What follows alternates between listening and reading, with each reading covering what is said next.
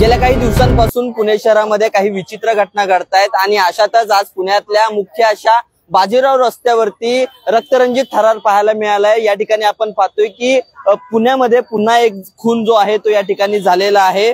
या ठिकाणी पुण्याच्या मुख्य रस्त्यावरती असणाऱ्या या संपूर्ण परिसरामध्ये आपण पाहतोय की हा खून झाल्याचं आपल्याला पाहायला मिळते। बाजीराव रोडवरची ही संपूर्ण घटना आहे।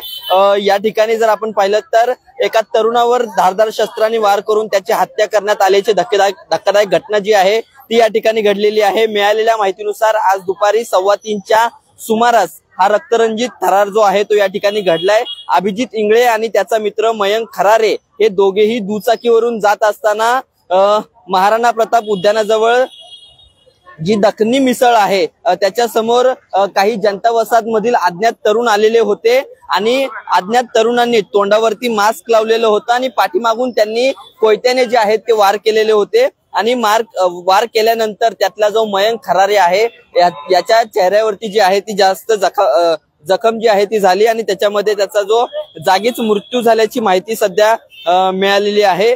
पाठीमागून आलेले हे सगळे जे पोरं होती त्यांनी हा कोयत्याने वार केलेला आहे। कोणताही वाद न घालता या तिघांनी थेट मयंक खरारे याच्यावरती हल्ला चढवला। या हल्लेखोरांनी मयंक खरारे याच्या डोक्यात व तोंडावर शस्त्राने वार केलेले होते आणि हल्ल्यामध्ये तो गंभीर झाल्यामुळे आणि मयंक याचा जागीच जो आहे तो मृत्यू झालाय। या घटनेमुळे संपूर्ण परिसरात मोठी खळबळ जी आहे ती उडालेली आहे।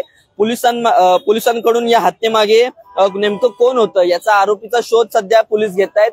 या सगळ्यामध्ये आपण पाहतो की जी गाडी अभिजित इंगळे आणि मयंक खरारे ज्या गाडीवरून जात होते ती गाडी सुद्धा या ठिकाणी आपल्याला पाहायला मिळते आणि पाठीमागून येणाऱ्या काही अज्ञात आरोपींनी त्याच्यावरती धारदार शस्त्रांनी हल्ला चढवत मयंकचा हा जागीच खून केलेला आहे।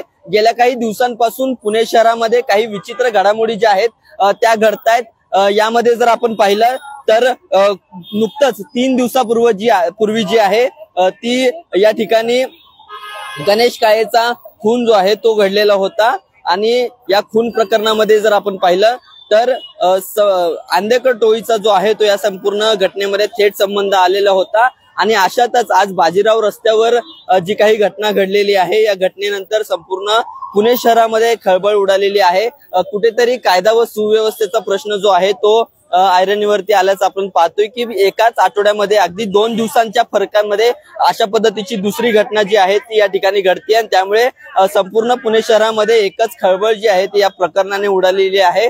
एकूणच ह्या संपूर्ण आठवड्याभरामध्ये ही दुसरी घटना जी आहे ती या ठिकाणी आपल्याला खुनाची पाहायला मिळते। यामध्ये जो एक खरं तर जखमी व्यक्ती आहे त्याच्यावरती सध्या उपचार जे आहेत ते या ठिकाणी सुरू आहेत आणि पण या सगळ्या घटनेमध्ये नेमकं कोण आहे या सगळ्या पार्श्वभूमीवर पोलिसांचे जे पथक आहेत ते या ठिकाणी या सगळ्या आरोपींच्या शोधासाठी रवाना झाल्याची माहिती सध्या मिळते। त्यामुळे अशा वर्दळीच्या ठिकाणी हे अभिजित इंगळे आणि जो मयंक खरारे आहे ते दोघं जात होते। त्या दोघांकडे ते दोघं जात असताना त्यांच्या पाठीमागे काही अज्ञात आरोपी आले आणि त्यांनी डायरेक्ट या दोघांवरती हल्ला चढवला। यामध्ये मयंक खरारे याच्या डोक्यावरती आणि चेहऱ्यावर धारदार शस्त्राने वार केल्याने त्याचा जागीच मृत्यू झाला आणि या प्रकारे जो दुसरा व्यक्ती होता अभिजित इंगळे त्याच्यावरती सध्या उपचार जे आहेत ते सध्या सुरू असल्याचं पाहायला मिळत आहे। मात्र पुणे शहरामध्ये ही जी दुसरी घटना घडलेली आहे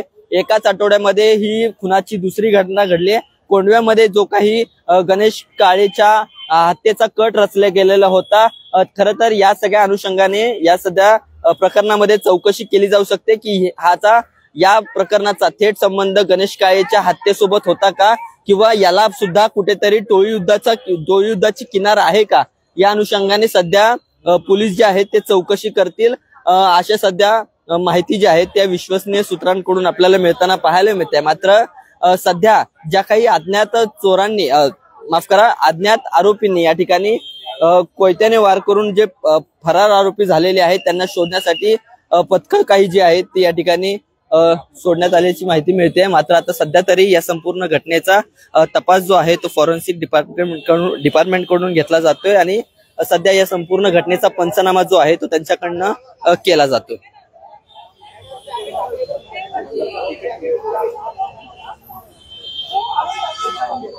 सध्या पुण्यातल्या बाजीराव रोडवरती जे महाराणाच्या चौकात उद्यान आहे, महाराणा प्रताप उद्यानासमोर ही घटना घडलेली आहे। या ठिकाणी एका मयंक खरारे नामक युवकाचा मृत्यू जो आहे तो झालेला आहे। खून या सगळ्या प्रकरणामध्ये झालेला आहे।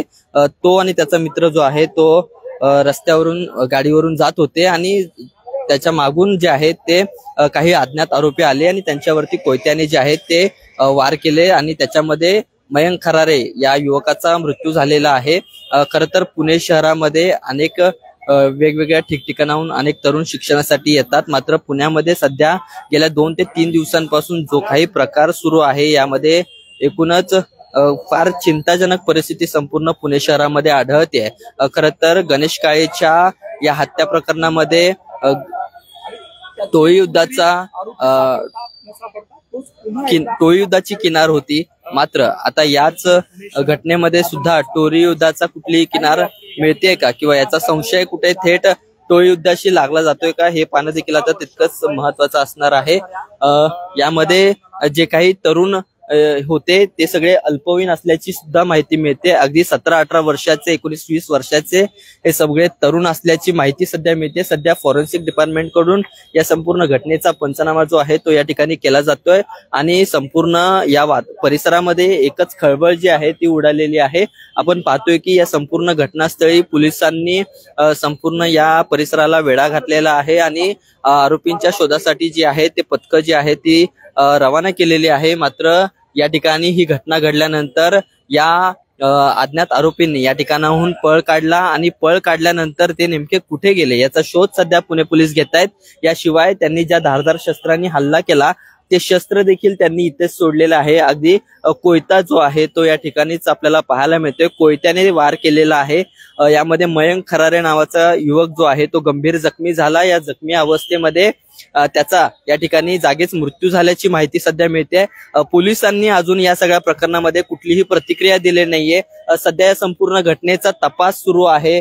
या सगळ्या घटनेमध्ये नेमकं काय सध्या पुढे समोर येते हे पाहणं देखील आता तितकंच महत्वाचं असणार आहे। मात्र या सगळ्या प्रकारात आपण पाहतोय की सध्या फॉरेन्सिकची टीम जी आहे ती या ठिकाणी येते, घटनास्थळी दाखल होत आहेत आणि हे ज्या या ठिकाणी त्यांच्याकडनं या संपूर्ण जागेला जे आहे ते सील करण्यात आलेलं आहे। संपूर्ण घटनेचा पंचनामा जो आहे तो फॉरेन्सिक डिपार्टमेंट कडून घेतला जातोय। पुणे शहरामध्ये हा दुसरा खून जो आहे तो झालेला आहे। पहिला खून जो झाला तो गणेश काळेचा, जो की समीर काळेचा भाऊ होता। समीर काळे हा वनराज आंदेकर या हत्या प्रकरणामध्ये मुख्य आरोपी होता। त्यांनी शस्त्र पुरवल्याचा त्याच्यावरती आरोप होता। असं असताना त्याच्या भावाला म्हणजेच गणेश काळेला संपवलं आणि त्यानंतर आज पुणे शहरामध्ये दुसरी घटना समोर येते, ती म्हणजे मयंक नावाच्या एका विद्यार्थ्याला किंवा एका युवकाला जे आहे ते संपवल्याची माहिती सध्या मिळते। याचा सध्या पोलीस तपास करतायत, पंचनामा सध्या करण्याचं काम सुरू आहे। या संपूर्ण घटनेमध्ये कोण आरोपी आहेत यांचा शोध सध्या घेतला जातोय आणि याच पार्श्वभूमीवर मोठा गदारोळ जो आहे तो या संपूर्ण पुणे शहरामध्ये झाल्याचं पाहायला मिळते। कारण की मुख्य जो रस्ता आहे बाजीराव रोडचा, या संपूर्ण रस्त्यावरती हा सगळा प्रकार घडल्याने पुणे शहरामध्ये प्रत्येक नागरिकांच्या मनामध्ये एकच धास्ती जी आहे ती भरलेली आहे। त्यामुळे कुठेतरी पुणे शहरामध्ये कायदा आणि सुव्यवस्थेचा प्रश्न जो आहे तो ऐरणीवरती आलाय। अशा पद्धतीची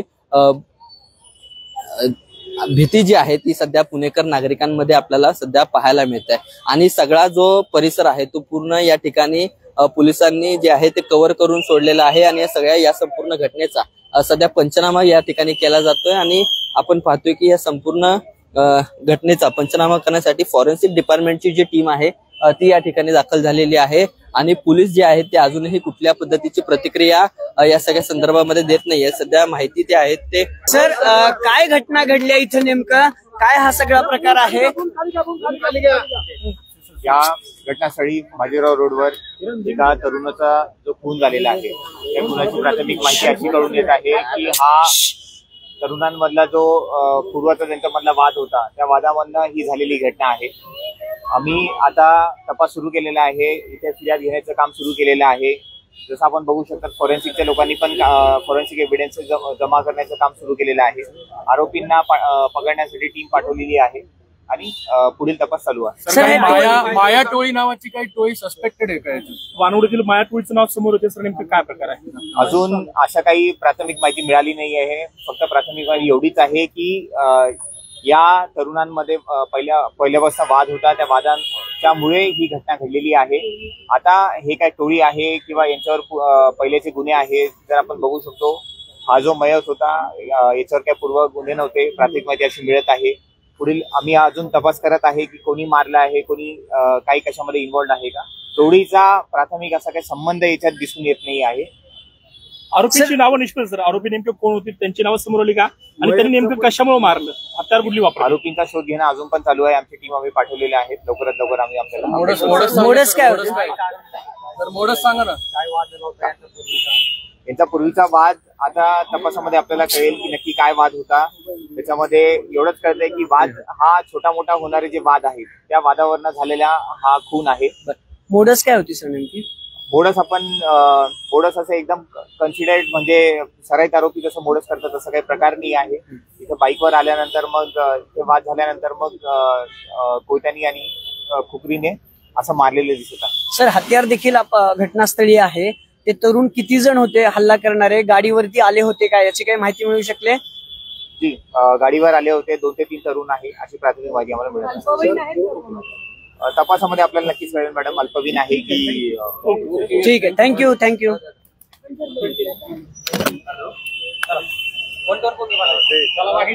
तर या संपूर्ण घटनेमध्ये तर जे आरोपी आहेत त्या आरोपींचा शोध सध्या घेणं या ठिकाणी सुरू असल्याची माहिती पोलिसांनी दिलेली आहे.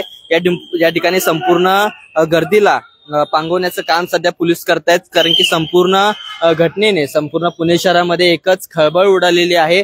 असं असताना या सगळ्या पार्श्वभूमीवर बघ्यांची गर्दी मोठी या ठिकाणी पुणे शहरामध्ये पाहायला मिळते.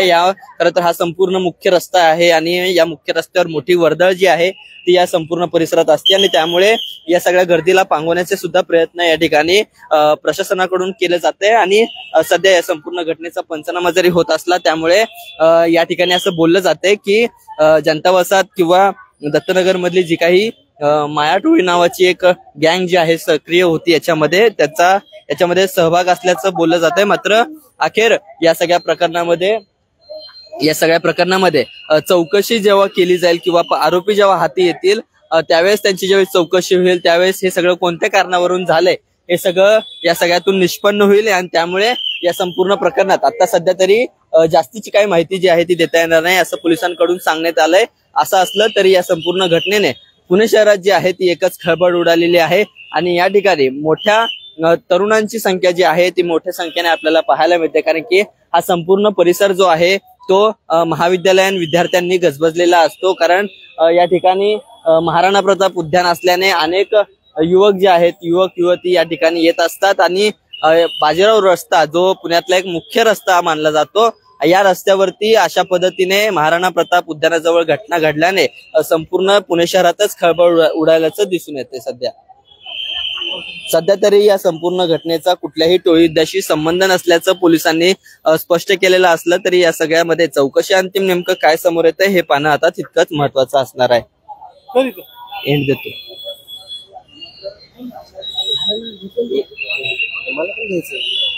यामुळे या संपूर्ण प्रकरणामध्ये नेमक्या आता पुढे कशा पद्धतीच्या घडामोडी ज्या आहेत ते समोर येतात किंवा चौकशी अंतिम या पोलिसांच्या हाती काय लागते, आरोपी कोण होते, आरोपी कशा पद्धतीने या ठिकाणी आले, कसा हा सगळा हल्ला घडला आणि या सगळ्यामध्ये नेमकं त्या युवकाला संपवण्याचं काय कारण होतं हे सगळं आरोपींना ताब्यात घेतल्यानंतर स्पष्ट होईल असं पोलिसांनी या ठिकाणी सांगितलं. त्यामुळे एकूणच पुणे शहरामध्ये कायदा आणि सुव्यवस्थेचा प्रश्न निर्माण झाला एवढं मात्र नक्की. मात्र या सगळ्यामध्ये हाताळण्यासाठी पोलीस प्रशासन कशा पद्धतीने आपली पावलं उचलते हे पाहणं देखील आता तितकंच महत्वाचं असणार आहे. पुण्याहून विश्वजित भालेराव, बखरला.